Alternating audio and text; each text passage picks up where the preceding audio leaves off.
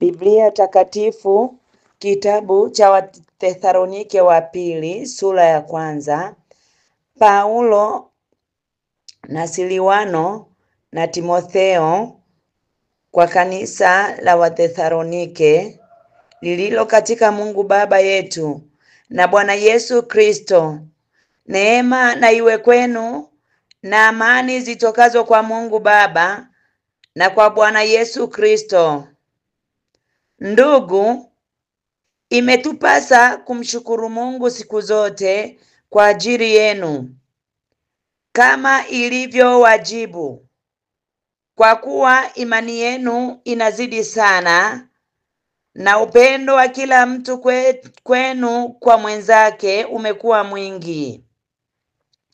Hata na sisi wenyewe twaona fahari juu yenu katika makanisa ya Mungu kwa ajili ya saburi yenu na imani mlio nayo katika adha zenu zote na dhiki mnazostahimili.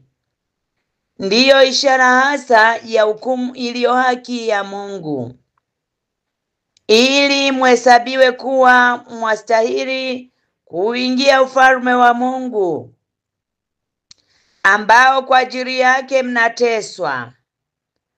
Kwa kuwa ni haki mbele za Mungu kuwalipa mateso wale wawatesao ninyi, na kuwalipa ninyi mteswao raha pamoja na sisi, wakati wa kufunuliwa kwake Bwana Yesu kutoka mbinguni pamoja na malaika wa uweza wake katika mwali wa moto, huku akiwalipiza kisasi wao wasiomjua Mungu na wao wasioitii injili ya Bwana wetu Yesu, watakaoadhibiwa kwa maangamizi ya milele, kutengwa na uso wa Bwana na utukufu wa nguvu zake, yeye atakapokuja ili kutukuzwa katika watakatifu wake na kustaajabiwa katika wote waliosadiki katika siku ile. Kwa sababu ushuhuda wetu ulisadikiwa kwenu. Kwa hiyo twawaombea ninyi siku zote, ili Mungu wetu awahesabu kuwa mmestahili kuitwa kwenu, akatimiza kila haja ya wema na kila kazi ya imani kwa nguvu.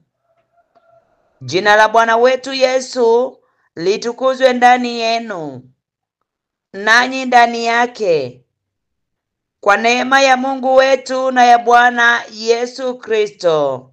Neno la Bwana. Biblia Takatifu, kitabu cha Wathesalonike wa pili, sura ya pili.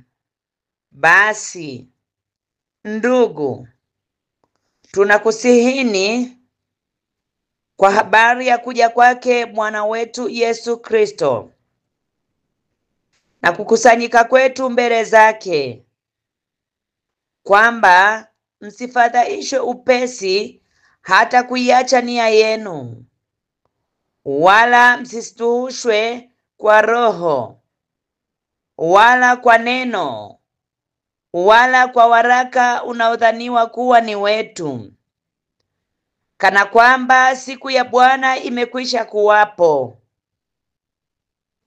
Mtu awaye yote asiwadanganye kwa njia yoyote, maana haiji usipokuja kwanza ule ukengeufu, akafunuliwa yule mtu wa kuasi, mwana wa uharibifu, yule mpingamizi, ajiinuaye nafsi yake juu ya kila kiitwacho Mungu ama kuabudiwa, hata yeye mwenyewe kuketi katika hekalu la Mungu,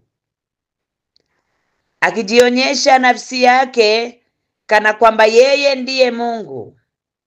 Je, hamkumbuki ya kuwa wakati mlipokuwapo pamoja nanyi Naliwaambieni hayo.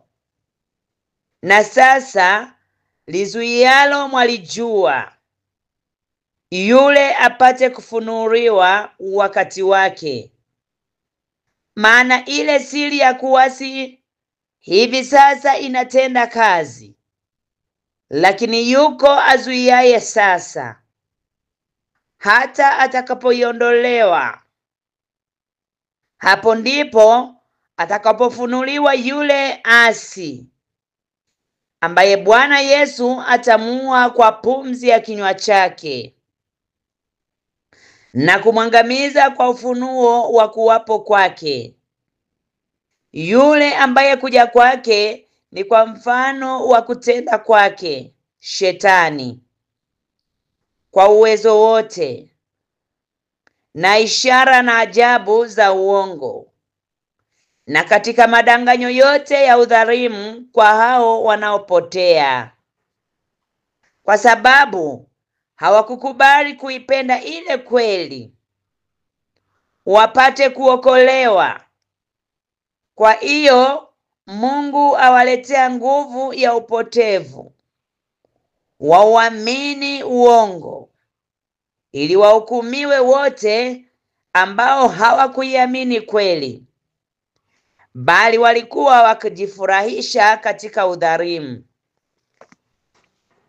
Lakini imetupasa sisi kumshukuru Mungu siku zote kwa ajili yenu, ndugu mliopendwa na Bwana, kwa kuwa Mungu amewachagua tangu mwanzo mpate wokovu, katika kutakaswa na Roho na kuiamini kweli aliyowaitia ninyi kwa Injili yetu, ili kuupata utukufu wa Bwana wetu Yesu Kristo.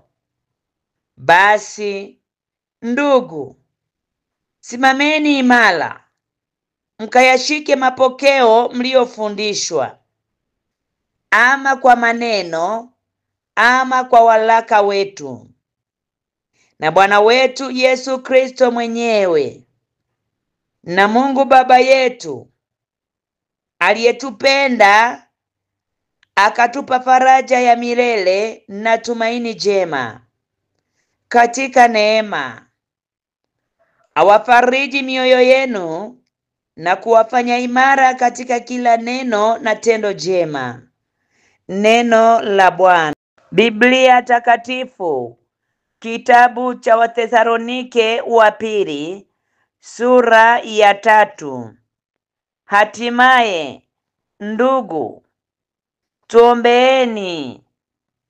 Neno la Bwana liendelee na kutukuzwa vile vile kama ilivyo kwenu, tukaokolewe na watu wasio haki, wabaya.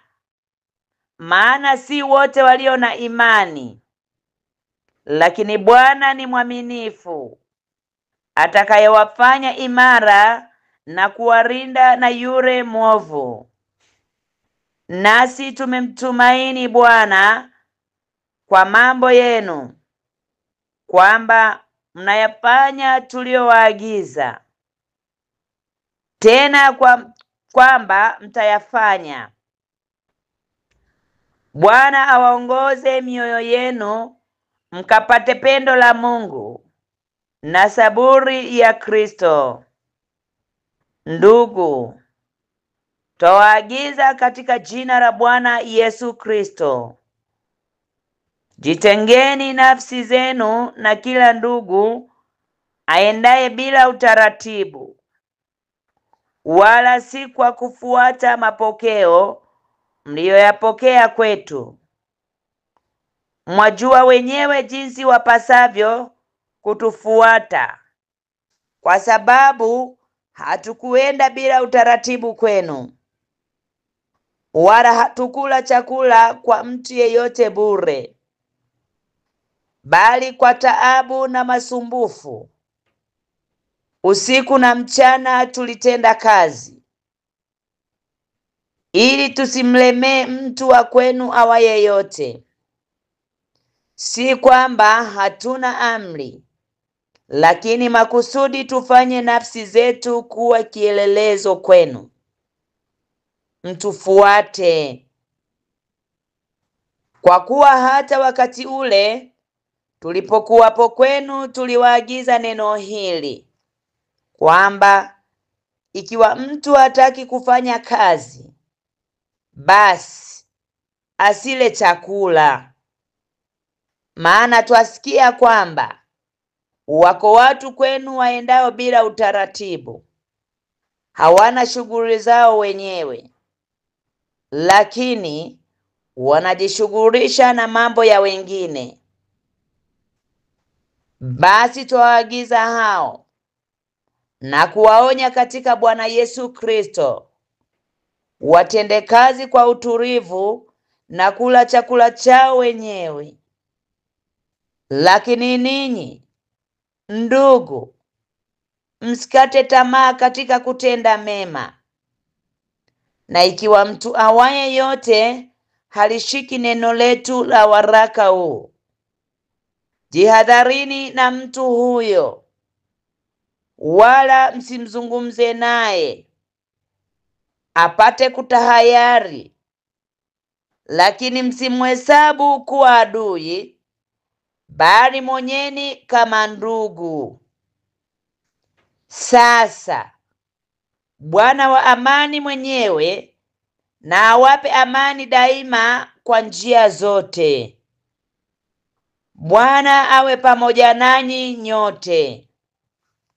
Salamu zangu mimi Paulo, kwa mkono wangu mwenyewe.